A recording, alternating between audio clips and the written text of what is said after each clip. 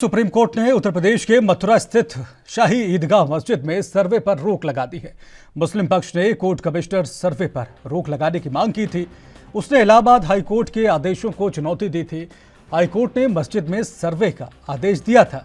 वकील तस्नीम अहमदी ने मंगलवार को सुप्रीम कोर्ट के एक फैसले का हवाला देते हुए कहा कि जहां किसी सिविल मुकदमे की स्थिरता पर सवाल उठाया जाता है, उस आधार पर अंतरिम राहत देने का विरोध किया जाता है, तो अंतरिम राहत देने का निर्णय लेने से पहले ट्रायल कोर्ट को कम से कम एक साथ मुकदमे को सुनना चाहिए।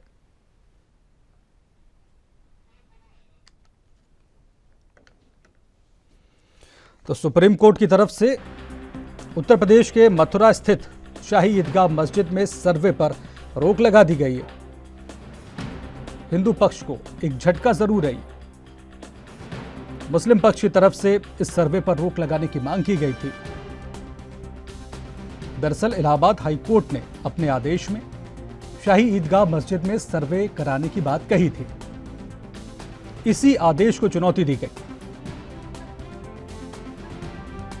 वकील तस्नीम अहमदी ने मंगलवार को सुप्रीम कोर्ट के एक फैसले का हवाला देते हुए कहा कि जहां किसी सिविल मुकदमे की स्थिरता पर सवाल उठाया जाता है, उस आधार पर अंतरिम राहत देने का विरोध किया जाता है, तो अंतरिम राहत देने का निर्णय लेने से पहले ट्रायल कोर्ट को कम से कम एक साथ मुकदमे को सुनना चाहिए। इस तरीके की दलीलें जब मुस्लिम पक्ष की तरफ से रखी गई, तो उसके बाद सुप्रीम कोर्ट ने शाही ईदगाह मस्जिद में सर्वे पर रोक लगा दी।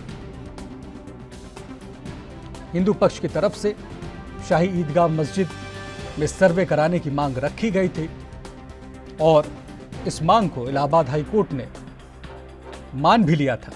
इलाहाबाद हाई कोर्ट ने अपने आदेश में सर्वे करने की बात कही थी, लेकिन फिर इलाहाबाद हाई कोर्ट के उस फैसले को सुप्रीम कोर्ट में मुस्लिम पक्ष की तरफ से चुनौती दी गई।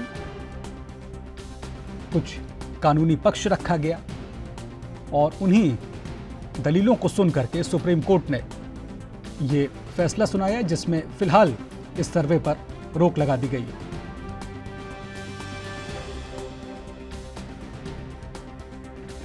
मुस्लिम पक्ष की तरफ से वकील तस्नीम अहमदी पक्ष रख रहे थे।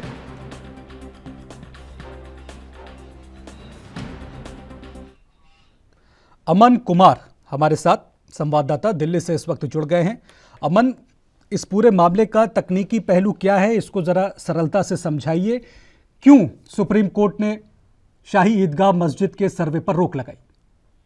देखिए, बिल्कुल आज जिस तरीके से सुप्रीम कोर्ट में जो ये मामला गया था, तो इस पर सुनवाई की गई और ये एक सुप्रीम कोर्ट के अगर आदेश को माने तो ये हिंदू पक्ष के लिए एक जो है अच्छी खबर नहीं है, क्योंकि जिस तरीके से ये मामला रखा गया था कि इसमें जो शाही जो मस्जिद जो है ईदगाह जो है उसको सर्वे करने के लिए जो इन्होंने कमिश्नर भी नियुक्त कर दिया था, लेकिन सुप्रीम कोर्ट ने जो ये आदेश है ये बिल्कुल इसको निरस्त कर दिया और कहा कि इसमें अभी कमिश्नर जो है नियुक्ति जो की गई है उसको हटा दिया जाए और अभी इस पर जो है सर्वे की जरूरत नहीं है।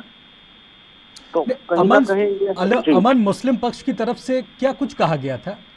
देखिए, मुस्लिम पक्ष भी यही कह रहा था कि जब मामला कोर्ट में है तो कोर्ट की तरह जो कार्रवाई है वो चलती रहे, हम उसका जो है बिल्कुल सम्मान करते हैं कोर्ट के आदेश का, लेकिन जो कमिश्नर जो सर्वे के लिए नियुक्त किया गया था वो एक बहुत जल्दबाजी का एक तरीके से नियुक्त इलाहाबाद हाई कोर्ट द्वारा कर दिया गया था।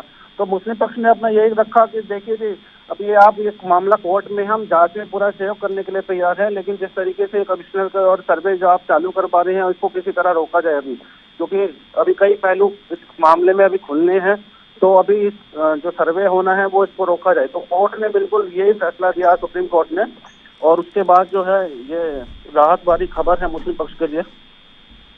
बहुत बहुत शुक्रिया अमन, तमाम जानकारी के लिए।